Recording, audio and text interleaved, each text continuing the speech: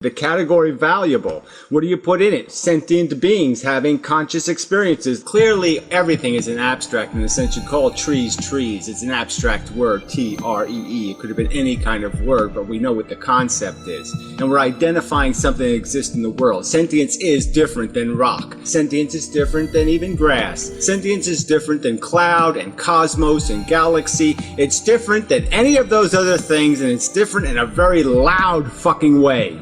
And it's just idiotic for us not to have a word for what that difference is. And it's fucking value.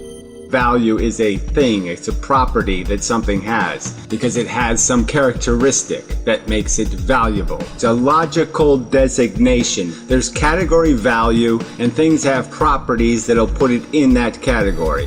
I challenge you to describe to me something of value in the universe that doesn't affect a sentient organism. You can't do it. It has to do with discovering reality. You recognize the fact that yes, you've properly identified something that fits in the category because it has the properties. You've recognized the truth.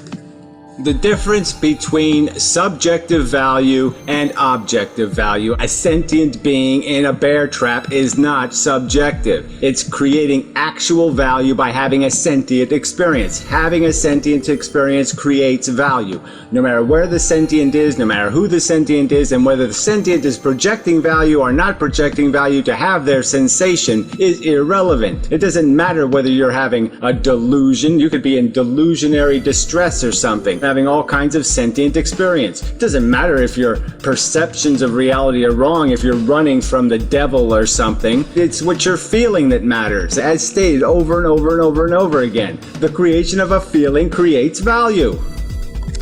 It's my child or a child. One is a subjective pile of crap, the my child crap. The other is a rational observation that the child fits into categories of vulnerability, of need, and that it has some sort of earned respect based on the fact that it is vulnerable and sentient.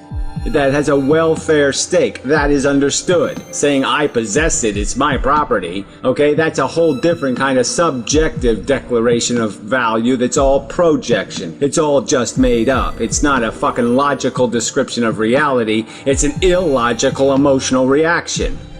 You can't do anything not personal, okay? We're brains isolated, okay? We're isolated from each other. Everything we do is going to be personal in one way or another, okay? The point is whether it's logical and rational or whether it's selfish and emotional. That's the distinction, fuckface, okay? Deal with that distinction. Cut your goddamn brain in half and say, look, I'll take my intelligence and put it over there. Now my intelligence will see me for what I am. I am just another one of the sentient beings. There's many of them. They're all having sentient experiences. Why would the intelligence make a distinction between me and the rest? Oh, that's right. It wouldn't. It would recognize it for what it is. The logical conclusion would be that yes, the suffering in all the beasties matters. It's all valuable. Logic and your cognitive capacities are not tied to any visceral passions. They're not tied to hunger or horniness or some other desire. You can think rationally and logically, and if you just separate from your own self-interest for fucking 5 fucking minutes and analyze the fucking world for 5 fucking minutes without saying how do I feel about it, maybe you'll get a clue. That, yeah, the thing that makes your feelings important is the fact that your brain is riding on you. And that's the only reason, alright? And that isn't logical. That's called bigotry. It's called prejudice. Value states in terms of sentient experience. I've said it as clearly as I can say it. You can identify that sentient experience is important. That there are categories of sentient experience. Horrible and not fucking goddamn horrible.